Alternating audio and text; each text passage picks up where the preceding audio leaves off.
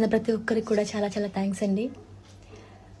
ఒక ఉపాధ్యాయురాలిగా నేను ఎప్పుడు కూడా నా వృత్తికి అన్యాయం చేయలేదు, చెయ్యను కూడా, ఇంతవరకు కూడా చేయలేదు. కానీ నాకున్న ఒక అవివేకం వల్ల ప్రమోషన్స్ చేయడం జరిగింది. ఫస్ట్ ప్రమోషన్తో నాకు ఎవరైనా చెప్పిన బాగుండు, చెప్పలేదు, దానివల్ల ప్రమోషన్స్ చేయడం జరిగింది. సైనికుల సంక్షేమం కోసం నిధులు కేటాయిస్తున్నాము అని చెప్పి మా పిల్లలు అక్కడ చదువుతున్నారు, వాళ్ళ కోసం వాళ్ళు పిలిస్తే నేను వెళ్ళాను. ఏదైనా కూడా నేను మా గవర్నమెంట్ స్కూల్కి అన్యాయంగా నేను ఎప్పుడూ చేయనండి, అది నా యొక్క ఉద్దేశం కాదు. నాకు ఎలా చెప్పాలో కూడా తెలియట్లేదు.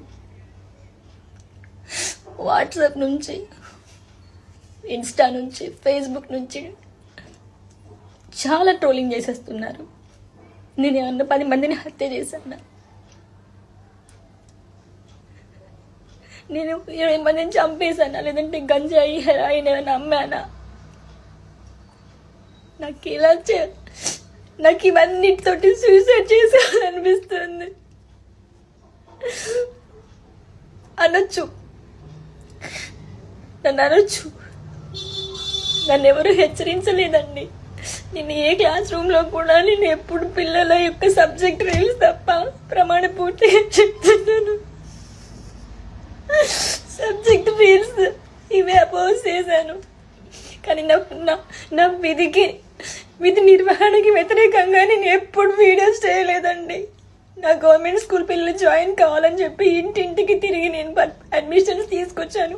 మా స్కూల్లో, గవర్నమెంట్ స్కూల్లో 6th and 7th క్లాసెస్లో మీరు ప్రతి ఒక్క పిల్లవాడిని అడగండి, నేను ఎప్పుడన్నా పాటలు పాడానా? వాళ్ళకి పాటలు నేర్పిస్తాను, ఆటలు నేర్పిస్తాను, గవర్నమెంట్ స్కూల్స్కి బుక్స్ డొనేట్ చేశాను. నా ఫ్రీ టైంలో నేను వాళ్ళకి యూట్యూబ్ వీడియోస్ టీచ్ చేశాను.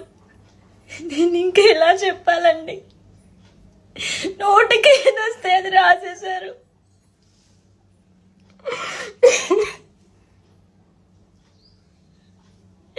పాటలు చెప్పడం మానేసి రీల్ చేసిందని చెప్పి నోటికి ఏదొస్తే అది మీ న్యూస్ల కోసం. మనిషి చచ్చిపోయినా అంతే, నా అప్పుడు హ్యాపీగా ఉండండి. మీరంతా చచ్చిపోయింది కావచ్చు మీ ట్రోలింగ్కి అని 4-5 రోజుల నుంచి నీళ్లు తాగలేదండి. మీరు నమ్ముతారా?